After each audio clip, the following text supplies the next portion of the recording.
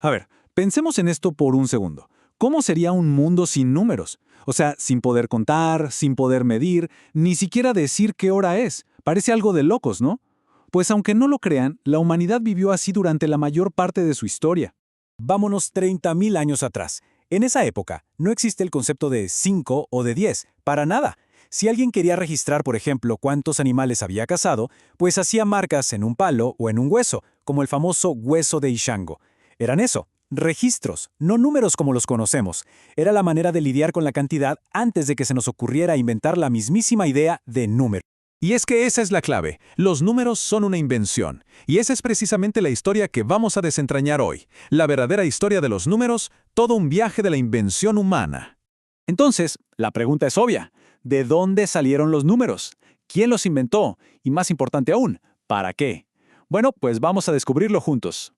Nuestra primera parada en este viaje, el contar y el vacío. Aquí es donde todo comienza, con la necesidad más básica de todas, y con una de las ideas más revolucionarias que se hayan concebido.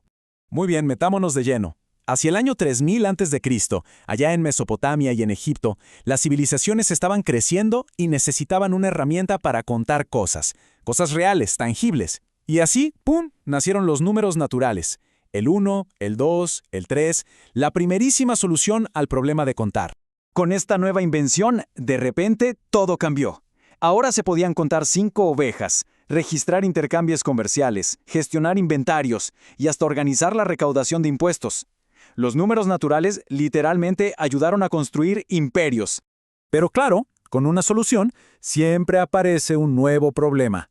Y este era uno casi filosófico. A ver, ¿qué pasa cuando no tienes nada?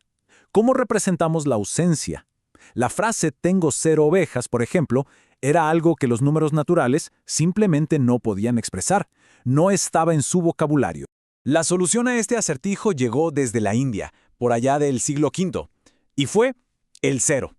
Pero ojo, aquí está lo importante. No era solo un espacio vacío como lo usaban otras culturas. No, lo trataron como un número de verdad, con sus propias reglas, con sus propiedades. Una idea que de verdad lo cambió absolutamente todo. Fue el matemático Brahmagupta quien lo dejó clarísimo en el año 628. El 0 es un número y puede operar con otros números. Esta declaración le dio al 0 todo su poder. Permitió el sistema de valor posicional que usamos y básicamente abrió la puerta a las calculadoras y computadoras que tenemos hoy en día. Pero el mundo no solo se trata de tener cosas o no tenerlas, ¿verdad? Y eso nos lleva directo a nuestra siguiente sección: las deudas y las divisiones. La vida se fue haciendo más y más compleja. Ya no era suficiente contar lo que se tenía. Ahora también había que llevar un registro de lo que se debía. Y la pregunta era, ¿cómo representamos una deuda con los números que ya existen? La solución que encontraron los matemáticos en China e India fue de una simpleza genial. Crearon un reflejo de los números naturales, pero por debajo del 0. O sea, si tener 50 pesos es un más 50, pues deber 50 pesos es un menos 50. Y así fue como nacieron los números enteros. Problema resuelto, ¿no? Bueno, no del todo. Porque ¿qué pasa cuando necesitas compartir algo? ¿Cómo se divide, por ejemplo, una pizza entre 3 personas? Con los números enteros era imposible expresarlo de forma exacta. Y la respuesta a esto vino de los antiguos egipcios y griegos, las fracciones, o como se les conoce, los números racionales. El famoso 1/2, los 3/4 o el 0.333 que nos acaba. Básicamente cualquier número que representara una parte de un todo. La herramienta perfecta para repartos justos, para medir terrenos, para la construcción, para todo. Con los números racionales, el universo parecía por fin ordenado, lógico, perfecto. Pero esa perfección, estaba a punto de hacerse añicos. Así que preparémonos para lo que se conoce como el gran escándalo matemático. En la antigua Grecia había un grupo, los seguidores de Pitágoras, que creían firmemente en esto. Todo en el universo puede expresarse con fracciones. Para ellos, los números racionales eran la base de la realidad misma. Eran la música de las esferas, el lenguaje de los dioses. Todo encajaba. Y aquí es donde la historia explota. Resulta que un pitagórico, un tal Hipaso de Metaponto, estaba estudiando algo tan simple como un cuadrado del lado 1. Descubrió que la diagonal de ese cuadrado medía la raíz cuadrada de 2. Y este número era imposible. Su expresión decimal era infinita y, peor todavía, No tenía ningún patrón que se repitiera. No había forma humana de escribirlo como una fracción. Fue un escándalo total. La existencia de este número demostraba que toda la creencia pitagórica estaba equivocada. El universo no era tan ordenado como pensaban. De hecho, la leyenda cuenta que a Hipaso lo expulsaron o que incluso lo ahogaron en el mar por revelar este secreto tan perturbador. Y de este escándalo nació una nueva clase de números, los irracionales.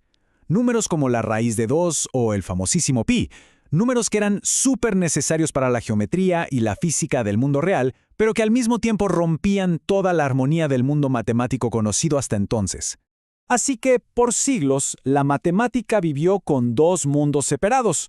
Por un lado, los números bonitos y racionales, y por el otro, los extraños e irracionales. Hacía falta algo que pudiera, por fin, unificar el universo numérico. La solución llegó con el concepto de los números reales. A ver, imaginemos una línea infinita. Cada punto, cada mínimo puntito en esa línea, es un número real. Y esta idea tan brillante ilustra cómo todos los números que hemos visto hasta ahora, los naturales, los enteros, los racionales y hasta los irracionales, encontraron por fin su lugar, todos juntos, en un único sistema continuo y completo. Así que, para recapitular este tremendo viaje, los naturales resolvieron el problema de contar, el cero, el problema de la nada, los enteros, el de las deudas, los racionales, el de compartir, los irracionales, el de la geometría del mundo real. Y finalmente los reales lo unieron todo para explicar nuestro mundo continuo. Cada tipo de número fue una invención para resolver un problema muy, muy humano.